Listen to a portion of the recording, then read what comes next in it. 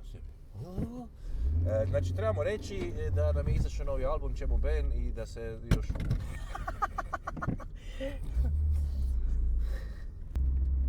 Aj, vozi. Makni prst.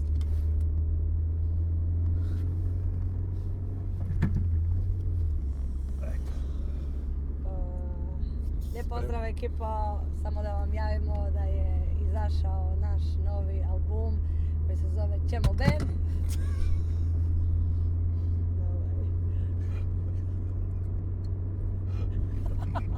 Dobro, imamo 10 rečenica, valjda će uspjeti do Pule. Čemo Ben. Koji se zove Čemo Ben. Čekirajte ga na Instagramu putem QR koda. A kroz narednih 2 tjedana bi trebao izaći